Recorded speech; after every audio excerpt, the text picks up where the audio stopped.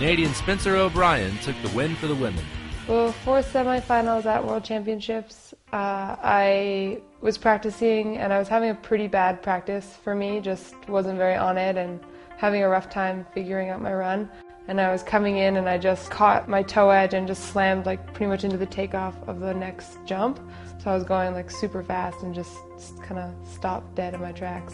Yeah, I think that fall was for sure one of the biggest impacts I've ever had. At that point in time, I definitely didn't think I was going to ride the next day. Working with Jan, I did work on the INDIBA machine, which was one of the first times I've ever done it. And it really warms, so like for massage and stuff, it's a lot nicer. And then also there's like kind of heat pressure points, I guess. You can kind of pinpoint certain areas that hurt the most. I think I had 3 sessions with the INDIBA machine that day, and I ended up being able to ride and compete in semifinals, and I was lucky enough to be able to put down my run and ended up winning my heat and moving into finals in second place. So I was really happy about that and just stoked that I was able to get back on my board and even compete. Yeah, I got a good night's sleep and was looking forward to a day of practice before finals because I really hadn't gotten to do or practice the run that I wanted to for finals. So I ended up not even really riding and just went back down and spent more time with Jan and the INDIBA. The following day I woke up and I felt awful. Yeah, we went up the hill and I did some warm-ups, had a session with Jan again, and was feeling good, like I felt good enough to ride, so went up for practice. At the end of the day I ended up landing the run that I wanted to do and ended up winning, so I was really, really happy. And it was a lot of emotion because it was a hard week and I feel like I persevered. So yeah, I was just really thankful to have Jan and Helen and Rob and Dr. Bovard and everyone there to support me and, you know, get me to that place where I could compete and end up winning the contest. Thank you, INDIBA. For making you world champion. With all the little machine.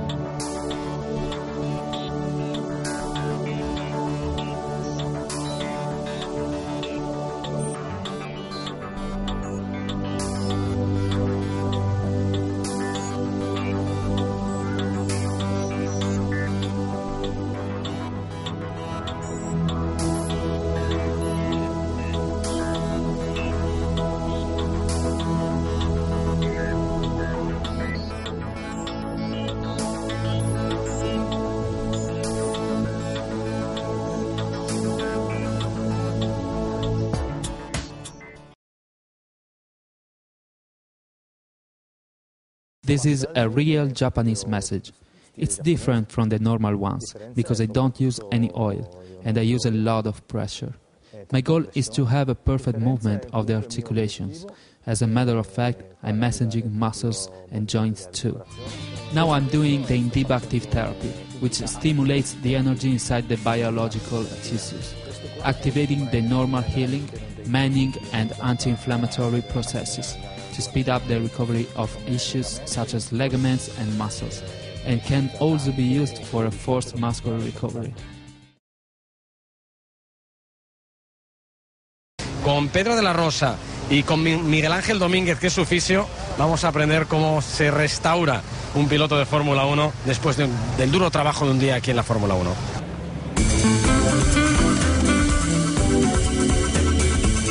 Hola, ¿cómo estáis? ¿Qué tal? Hola, Miguel Ángel. Hola, Pedro. ¿Cómo vamos? Qué bien te veo, ¿eh? Aquí estoy pasándolo bien, la verdad. Qué dura es la vida del piloto, ¿eh? Esto engaña, esto engaña. Aquí estamos para descargar músculos, no para disfrutar. Bueno, lo primero yo creo que... Me imagino que tiene que ser muy especial también la relación que tiene el piloto con el fisio, ¿no?